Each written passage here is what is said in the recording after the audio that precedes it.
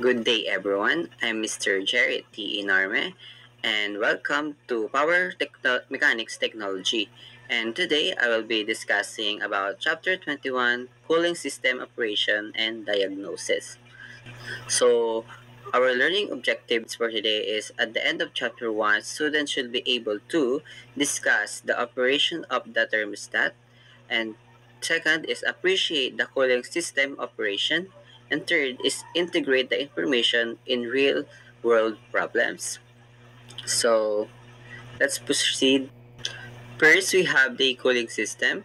Purpose and function depends on heat output of the engine, radiator, size, type of coolant, size of water pump, type of fan, thermostat, and system pressure. So una, kailangan muna natin i-warm up yung operation engine para ma-meet niya yung required temperature and ma-maintain din to. Ang cooling system is syempre kaya nakadepende pa rin sa engine, radiator, type of coolant, and size of water pump. So, here, cooling system, purpose and function, peak combustion temperature in engine from 4,000 degree Fahrenheit to 6,000 degree Fahrenheit. Average combustion temperature in engine from 1,200 degree Fahrenheit and 1,700 degree Fahrenheit. Cooling system keeps the head and cylinder walls temperature within the range. So, um, isa sa mga purpose ng cooling system is ma-maintain niya yung temperature within the range ng head and cylinder walls. And isa rin sa ginagawa niya is yung nire-remove niya yung one-third ng heat temperature sa sasakyan and nagaling sa engine at ang iba ay nilalabas ito ng exhaust system. So, cooling system, ang engine operation temperature dapat above minimum ang temperature niya para maging proper ang engine ang isang sasakyan dahil kung ang coolant temperature ay hindi na-meet ang proper temperature base sa thermostat, maaring mangyari ang mga bagay nito. Let's have the low temperature engine problems. Or number one is the P0128 diagnostic trouble code or DTC can be set, which means the engine is not reaching its proper operation temperature or below the range.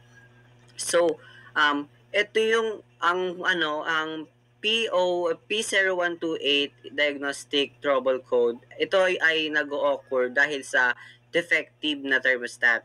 Maaaring bukas or partially open yung thermostat kaya ang init ay patuloy na pumapasok. So, second is moisture created during combustion process can condense and flow into the oil. So, ang moisture na nakikreate ay magko-condense na magdudulot po ng unburned gases. Another one is high temperature engine problems. It will oxidize the engine oil producing hard carbon and varnish. The varnish o yung pagkukulay brown ng engine ay nagkakos ng pagdikit ng hydraulic valve plungers. The second one is high coolant temperature raise the combustion temperature to cause a detonation or spark knock. Ang higher temperature than normal temperature nagkakos ng pagnipis ng oil na dapat ito ay thick, di ba? Na sinabi sa atin ni Sir na mas maganda kung high ang viscosity ng oil. Kasi kung manipis ito, sobra ang pag-consume ng oil na sa engine.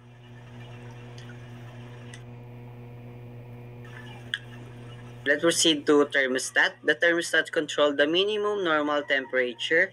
It is also called control valve placed at the engine coolant outlet on most engine. So, basically, ang thermostat ang nagko-control ng normal temperature ng sasakyan. May makikita at mababasa kayo dyan sa pictures na may pellet, yung wax na yan ang nag-open and close ng thermostat. Ang wax na yan ay solid. Kapag naiinitan, pag naiinitan nito ay magiging liquid siya kaya bubukas ang thermostat. At kapag ito'y naman na lalamigan ay magiging solid uli siya kaya ang thermostat ay sasara.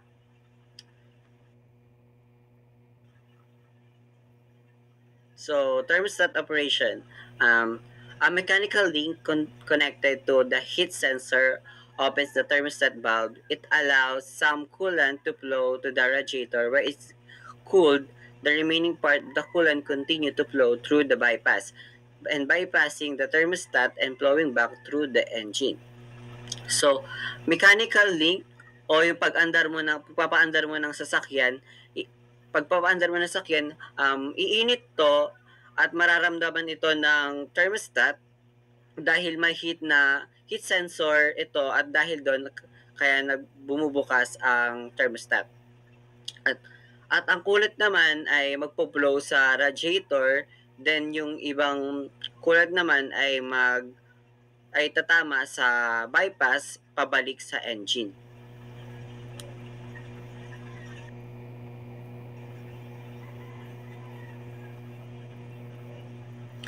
So, if the radiator, water pump, and coolant passage are functioning correctly, the engine should always be operating within the opening and fully open temperature range of the thermostat.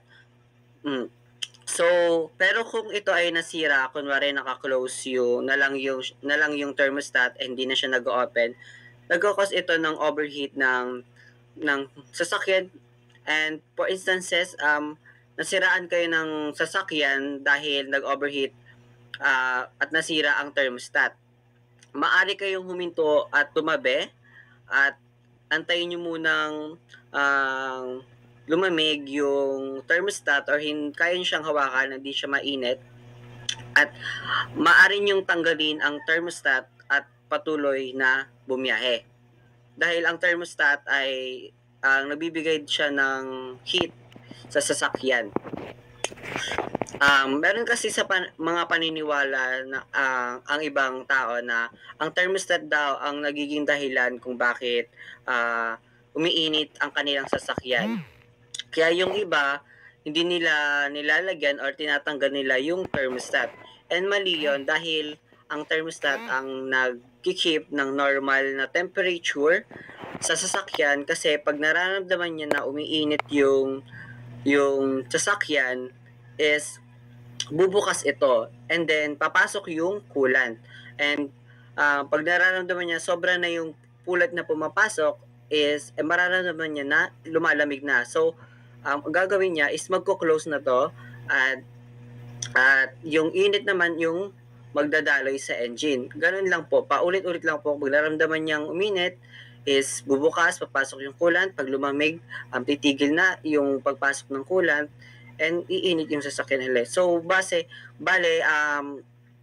kinikip niya yung normal temperature ng isang sasakyan. So, let's have here the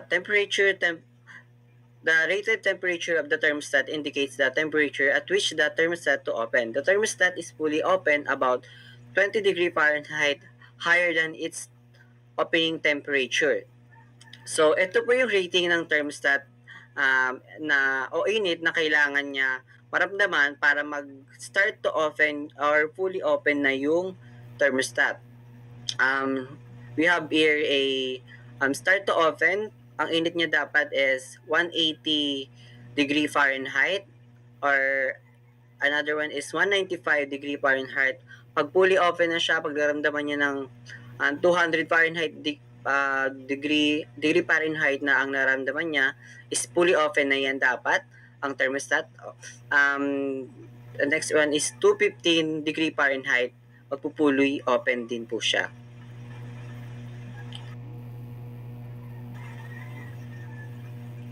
So, bypass. It aids in uniform engine warm-up. Its operation eliminates hot spot and prevents the building building up excessive coolant pressure in the engine when the thermostat is closed. So,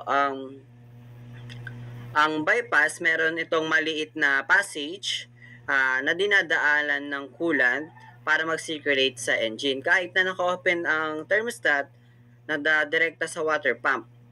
So yung bypass, may ano siya, may maliit na passage siya kahit yung thermostat natin is naka-open or nag-ano ng init, is meron bypass na ito yung purpose niya na mag magdaloy pa rin yung coolant sa passage ng bypass. So next slide. So there are three ways of testing the thermostat if okay pa ba siya. So the first one is a hot water method. So dito tatanggalin mo yung thermostat sa sasakyan, then pwede mo siyang i-test, magpapakulo ka ng tubig, ilalagay mo doon yung thermostat sa pinakulo mong tubig. So sinabi ko kanina, dapat ang degree ay Fahrenheit, ang init ng tubig is nasa 215. Fully open na yung dapat noon, thermostat. So pagkalagay mo doon na sa mainit na tubig na 215 Fahrenheit, dapat mag-open yung yung thermostat.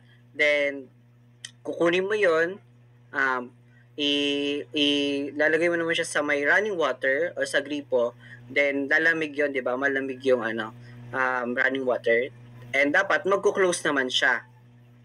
So ganun lang, pabalik-balik, pwede mong pabalik-balik gawin yon kung okay, doon mo ma-test kung okay pa ba yung thermostat mo.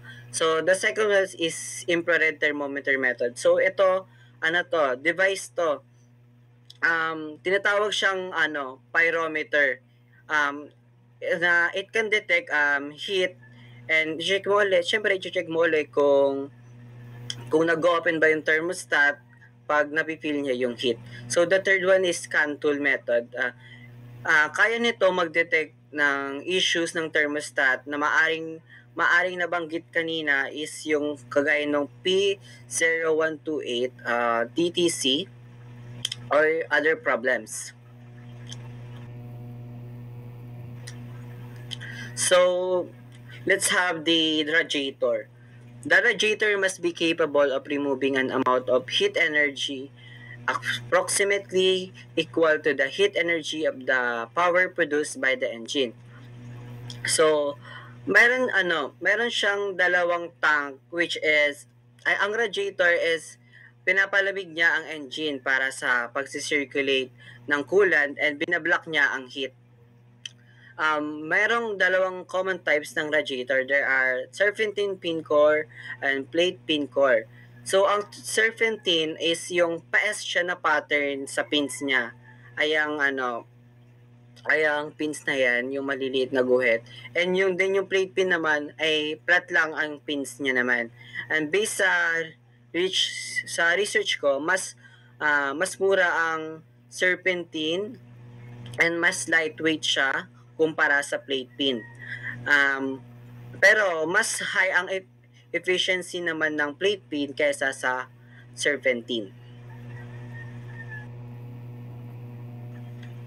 So, radiator again is in each type, the coolant flows through the oval-shaped core tube.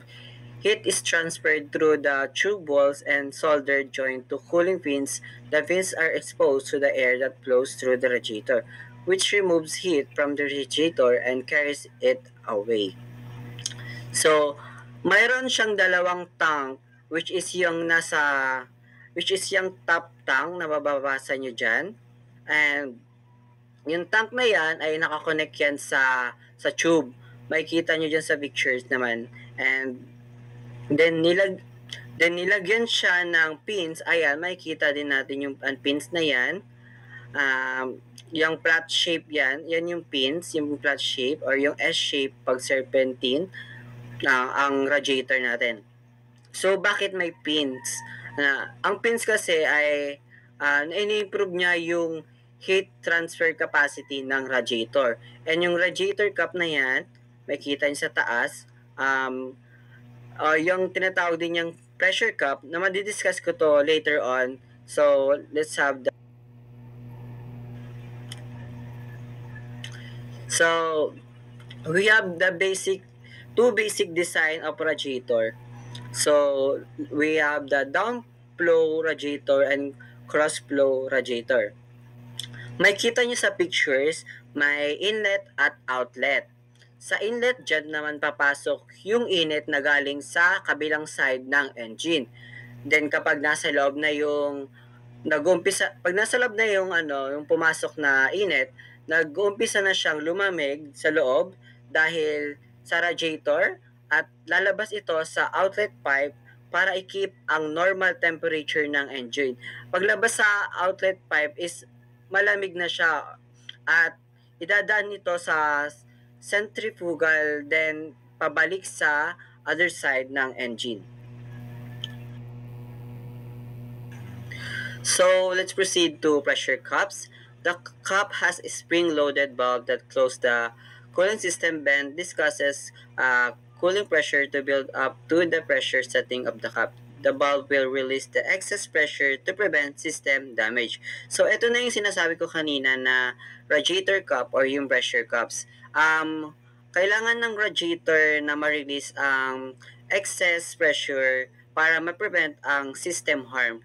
So, ang function nito is pag na-meet na or nag-exceed na yung pressure ng radiator is mag-release nito yung exceed coolant na papunta sa expansion tank. Then kaya naman din ito kung pag nag-decrease yung temperature ng system natin is kaya naman netong i-pull back or hilain pabalik yung coolant na nawala or na yung pressure na tinanggal is kasi naka-connected ito sa expansion tank, which is yung expansion tank naman is connected siya ito yung pinaglalagyan ng coolant natin or yung nilalagay natin na coolant. So yung coolant na yon kaya nun yung coolant na nandoon doon is kaya nun kaya ng pressure cups na i-pull back or hilain pabalik yung pressure and yung coolant na nawala. So that's how it works po sa pressure cups. So let's have here water pumps, also called a coolant pump. The water pump is a centrifugal pump that can be moved a large volume of coolant without increasing pressure of the coolant. The pump pulls coolant in at the center of the impeller. Centrifugal force throws the coolant outward so that it is a discharge at the impeller tips. So ito po yung pan. Parang pan po siya or yung LC ng pan po natin. Siya po yung nag-recirculate ng water or yung coolant. Itong pump na to ay nirorotate to ng drive belt. May kita nyo, madidiscuss ko later on yung drive belt. Ang gamit ng drive belt is yung crankshaft.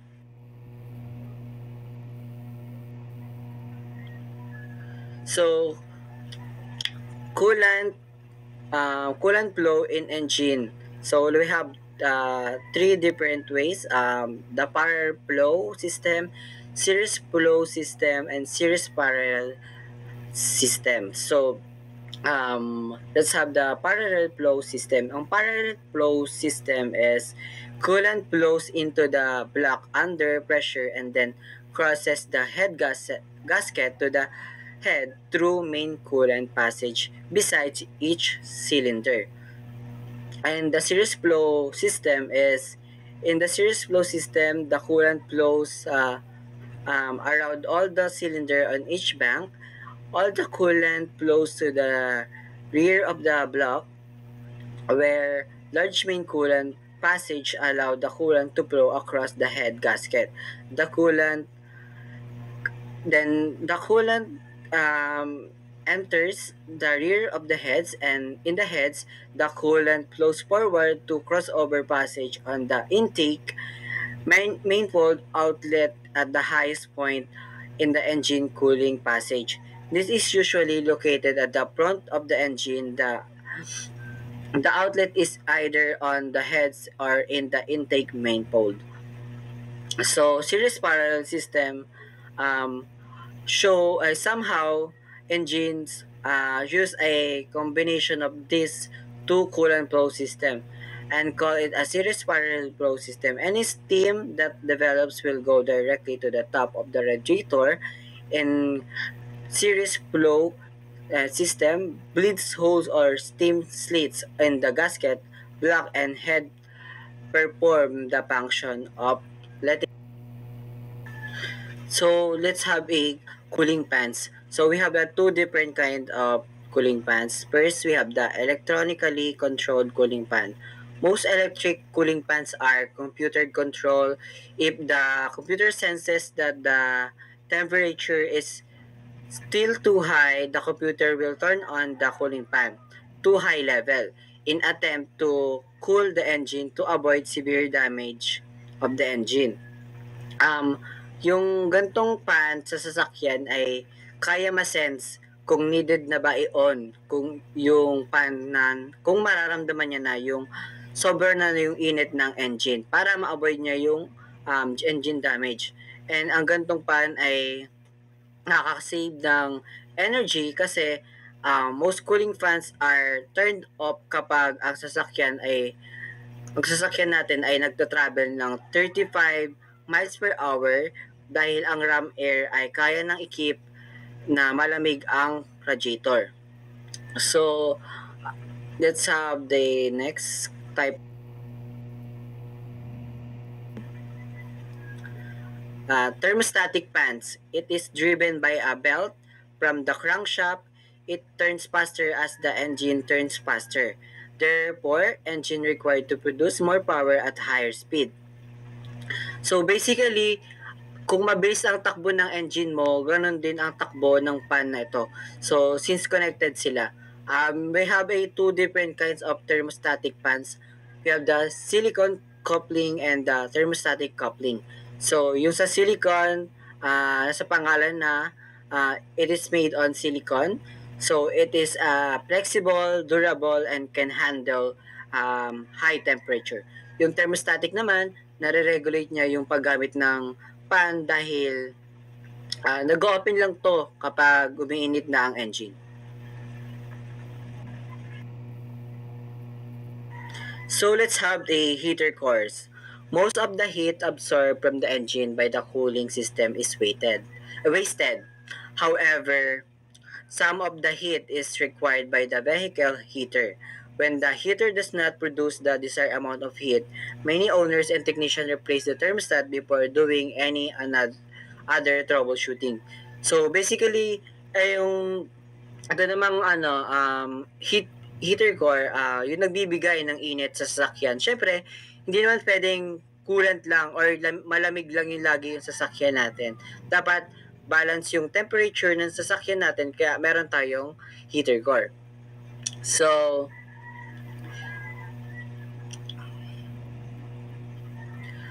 sabi dito, many technician ina-assume agad na sa thermostat ang sira kapag nag-overheat na yung sasakyan nila. So mali po yun. Meron po tayong mga step dito na papakita para ma-troubleshoot po natin yung sasakyan natin.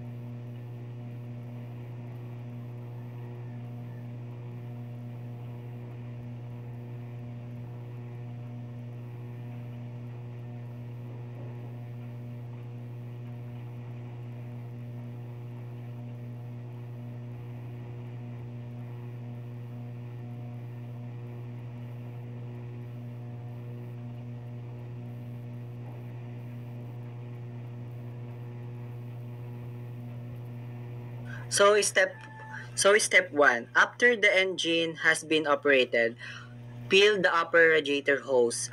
If the engine is up to proper operating temperature, the upper radiator hose should be too hot to hold. The hose should always be pressurized. So, if the hole is not hot enough, replace the thermostat. B, if the hose is not pressurized, test or replace the radiator cap if it will not hold the specified pressure. And if okay, see the step 2. We have there the step 2. Step 2. With the engine running, peel the both of heater hoses. The heater should be set to the maximum heat position. Both hoses should be too hot to hold. If both hoses are warm, not hot or cool, check the heater control valve for proper operation. If equipped, if one of hose is hot and the other is just warm or cool, remove both hoses from the heater core or engine and flush the heater core with the water from a garden hose. Um, if step 3, if both heater hoses are hot and there is still lack of heating concern, then fault is mostly likely due to airflow. Airflow blend, malfunction, check services information for the exact procedure to follow. So, let's have the cooling system testing. Visual inspection. Many cooling system faults can be found by performing a visual inspection. Items that can be inspected visually includes water pump, dry belt for tension or faults, cooling fans for faults, heater and radiator hoses for condition and leaks, and coolant overflow or surge tank coolant level. So, syempre, makikita rin naman natin kung may defects na ang part ng car natin visually without testing it or troubleshooting it. Example yung nasa picture, makikita niyo dyan, pag ganyan na itsura, ibig sabihin, overheat ang sasakyan, kaya nasira yung pins ng radiator and kailangan na yung palitan. So another testing is the pressure testing. Using a operated pressure tester is a quick and easy cooling system test.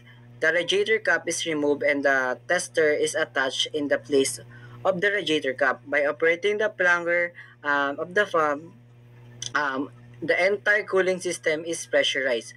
Look for evidence of leaks anywhere in cooling system, including the heater hoses, radiator, heater core, cylinder head, core plugs in the side of the block or cylinder head. So yung pressure testing, by doing this, we can observe the pressure po if by giving pressure doon sa radiator cap or sa pressure cap. Kung ang pressure ay hindi nagbago o hindi bumaba, ibig sabihin okay pa. And kung ang pressure naman ay bumaba, ibig sabihin nito, may leak yung sasakyan natin. Syempre, yung pressure dapat hindi siya lalabas. So, pag bumaba yung pressure, ibig sabihin po nun ay nagli-leak po yung pressure na binibigay natin. So here are the components that you need to check po. Ayan po, ayan. Yung heater hoses, radiator core, heater core, cylinder head, yan, etc. So another testing is the coolant dye leak testing. Operate the vehicle with the dye in the coolant until the engine reaches normal operating temperature. Use a black light to inspect all areas of the cooling system when there is a leak. It will be easy to spot because the dye in the coolant will be seen as a bright green. So, basic lang to, maglalagay ka lang ng dye sa coolant or sa radiator, then i-wait mo na mag-normal yung operating system ng sasakyan mo, and then you will use a black light to see if there is a bright color doon nilagyan mo na ano, tinetest mo kung may leak. Bright color or yung green color niya, bright green, that will spot that there is a leak po sa sasakyan mo. Ito po yung pinaka-basic dahil makikita mo talaga kung saan talaga banda yung leak ng sasakyan mo by kasi makikita mo yung bright color ng neto sa sasakyan na tinetest mo kung may leak. So, coolant temperature warning light. If the warning light comes on during driving or the temperature gauge goes into the red danger zone, then the coolant temperature is about 250 degree Fahrenheit to 258 degree Fahrenheit or 120 degrees Celsius to 126 degrees Celsius, which is still below the boiling point of the coolant, assuming a properly operating pressure cap and system. So, yung warning light means the vehicle is overheating or sasakyan natin is nag-overheat na. As you can see the picture, possible siya na umusok pag nag-overheat. So, here are the precaution po pag nag-warning light. Here that we need to follow this step. Step 1 is a shut off the air conditioning and turn on the heater.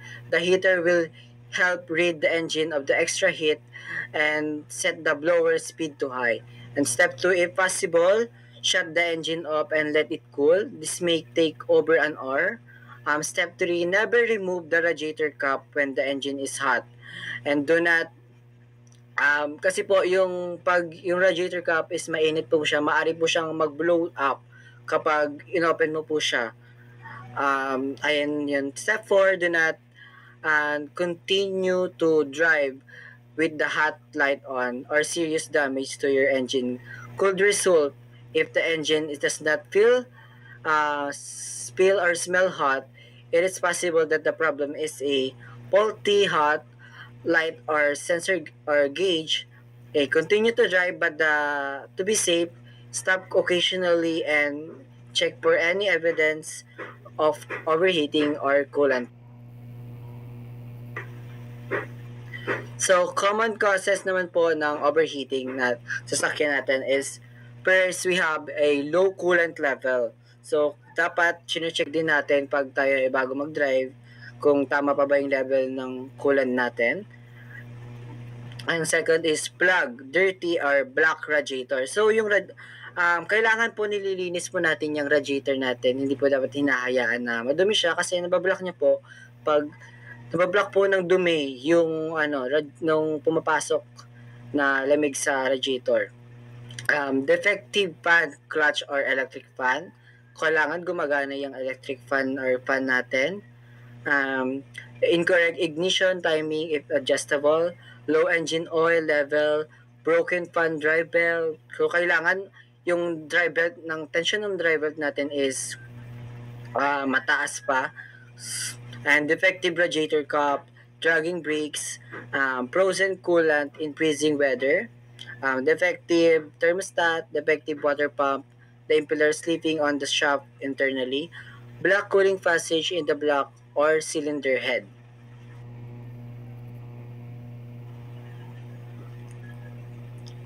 So, cooling system inspection.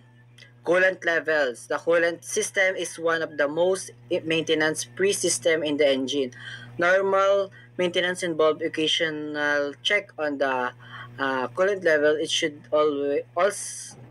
also include a visual inspection for signs of coolant system leaks for the condition and coolant hoses and fan drive belts.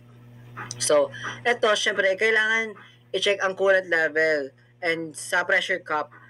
Pero kailangan hindi mainit ang pressure cup dahil it may blown out dahil kapag nagbo-boil pa sa loob boil pa sila sa loob and mataas ang pressure. So kailangan i-keep keep muna natin na malamig yung pressure cup bago natin buksan yung pagtitignan natin ng coolant level. So, kailangan din makita natin by you doing yung inspection kanina na banggit ko, yung leaks po ng coolant. Baka dahil din dun po ay magkaroon po ng yan. So, next inspection naman po is accessory drive well tension. So, yung drive well tension man po, ang nag-help siya sa centrifugal na umikot, kaya kailangan makip ang tension nito. So, here is the proper tension based on the size of the belt. So, here's the proper tension that we need to check if proper pa po siya sa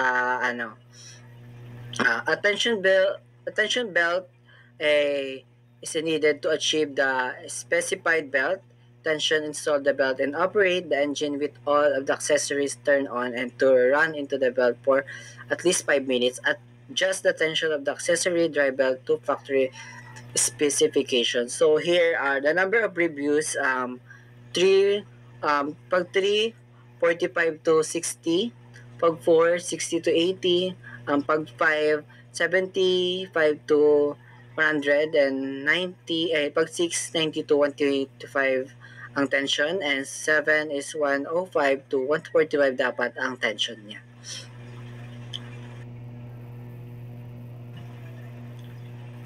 So another inspection, we have a marks on tensioner. So yung marks tensioner, may makikita tayong marks para malaman kung okay pa ba yung tension ng drive belt natin.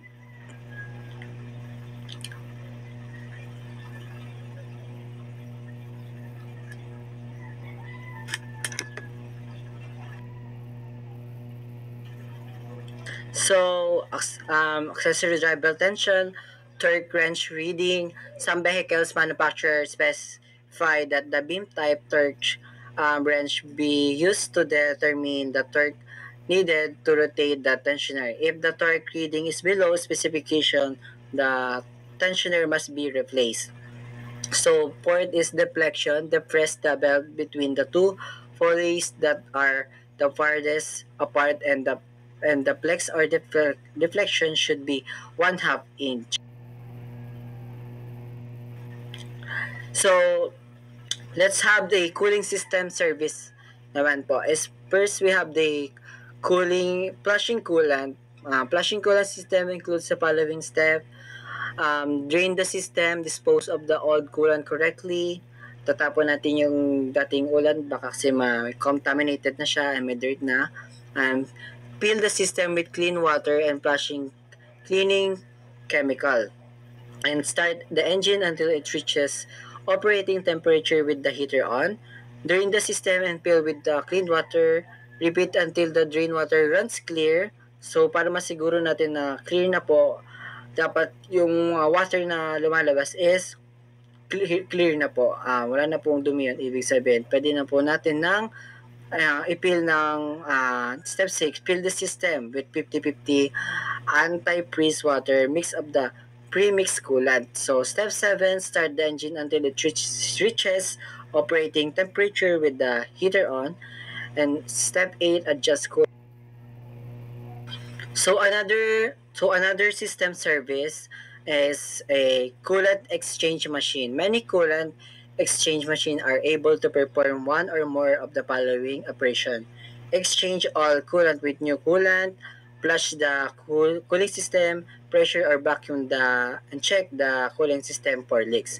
So, itong coolant exchange machine, this machine is a very big help to automotive shop since it do a lot of work po, like that po, exchange coolant, flush the cooling system, pressure or vacuum to check the cooling system for leaks. So, another system services, hose inspection. their condition depends on their materials, on the engine, and service condition. If a hose breaks while the engine is running, all coolant will be lost. A hose should be replaced anytime it appears to be abnormal. So, it also can be categorized as a visual inspection since may kita naman natin agad kung may defect na ang hose kagaya na nasa picture. So, ayan, may chapped or burn na yung yung hose, soft and spongy yung hose, hardened, matigas na, and swollen or soaked na yung hose, kayang-kaya na siyang pisilin. So, ibig sabihin nun, kailangan ng i-replace ang gantong hose. Makikita niyo yan sa sasakyan niyo. So, cooling system, another cooling system services, disposing of used coolant.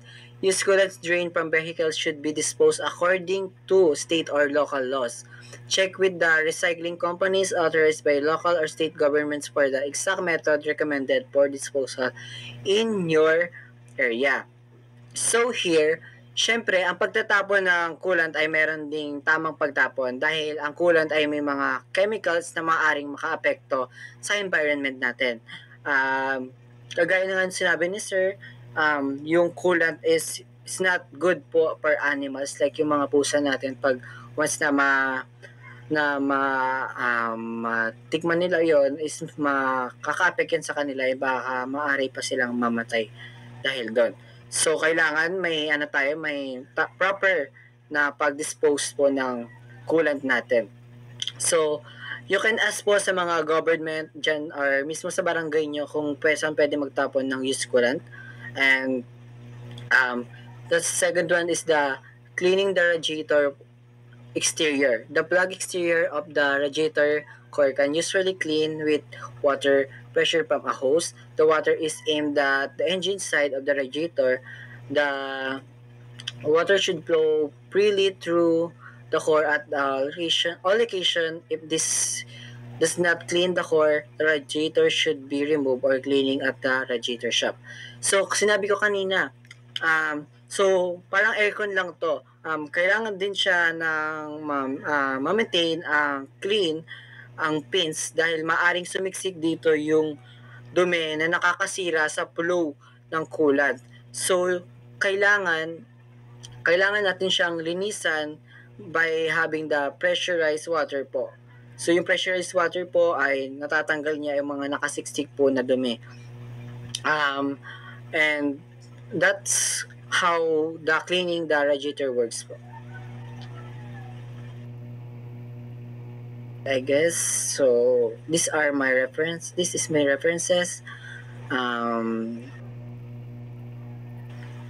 Thank you for listening. Hope you learned something.